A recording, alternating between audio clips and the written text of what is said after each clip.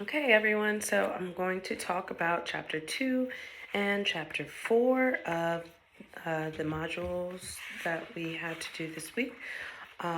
So I first want to show my handwritten notes where I have done some of my own writing and identifying, looking into these chapters.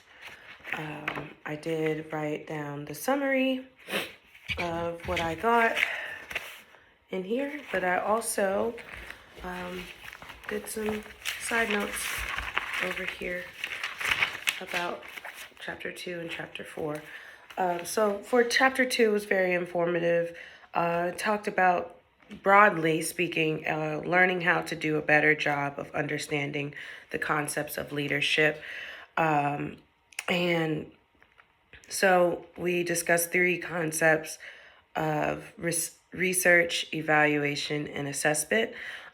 One big takeaway that I got from this week, the reading this chapter, is that they all are connected, but you can do evaluation and assessment without doing research, but you cannot do research without doing evaluation and assessment. I thought that was a huge mind-blowing type of thing, like, oh, I never thought about it that way. But the definitions of each of the three is that research is using data to better understand a phenomenon. Assessment is the collection of data for the purpose of understanding something, and evaluation is done after the assessment, and that's the analysis of the data. So again, you can do evaluation and assessment, not actually do research, but you cannot do research without having done evaluation and assessment, or assessment and then the evaluation of that. So I thought that that was pretty cool. It did discuss informal theory, and the definition of that is the collection of experiences that have led us to believe and use knowledge to guide our behavior. So one thing about informal theory is it is a starting point. It might be that you think something because you've experienced it, and that's the informal part of it. It's like, there's no comprehensive study behind that theory. So you can't make a claim to say that it is in fact true without making sure that you do the work of studying it. And that's what the research is all about. So some of the most theoretical concepts begin with an informal theory that just got investigated further. So informal theory is like a starting point. What do you think? And then going further into that. So the last part of chapter 2 was finding research purpose. And it did give four suggestions of how to find your research purpose, and that could be in everyday life, in practical issues surrounding the topic, which is for us leadership. The third suggestion was in past research, maybe something that was researched already and just diving into it further, going into that topic a little bit deeper. And then lastly was theory. So maybe an informal theory, and making it into a formal theory that's already been discussed.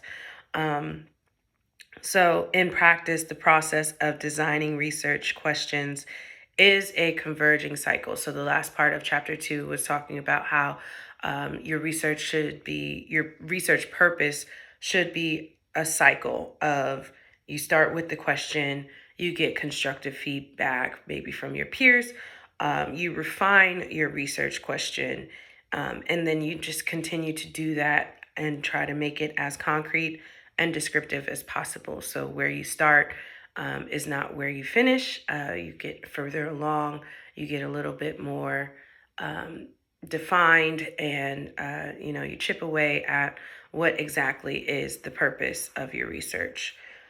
So that was chapter 2. Chapter 4 discussed literature reviews. It gave suggestions of where to find your literature review, suggestions like Google Scholar, It did talk about Wikipedia and how it's not as bad to use Wikipedia as others may have assumed. It's just a secondary source and not a primary source. In one of the questions it asked, the researcher's name was Jalen, and it asked what could Jalen do to broaden his results when he did a search and didn't come up with the amount of articles that he was looking for. I kind of stole this suggestion from Dr. Egan and the other video, but I wrote in the workbook that he could use words like and or that would broaden his search. So something like that would make sure that you grasp a lot of different articles that maybe might help you with compiling your list of literature reviews. Pretty short and sweet on this one. Your literature reviews should be designed to justify the relevance of the research and explain how you came to decide why it's necessary. So you're pretty much setting the stage with your literature reviews, saying, these are the things that I use to talk about this because this is why it's relevant with what I'm saying. And the last part of chapter 4, that was a good takeaway, a good helpful tool or helpful hint, was to organize your literature. Make sure that you have some place that you keep it, put it all together, and maybe use a citation management tool so that when you do actually put everything all together, you're not searching back and looking back at where you found this and what article you're going to use. You've already got a list compiled together, put it in the best way possible. So that was chapter 2 and chapter 4, and that's what I brought back with me. Thanks.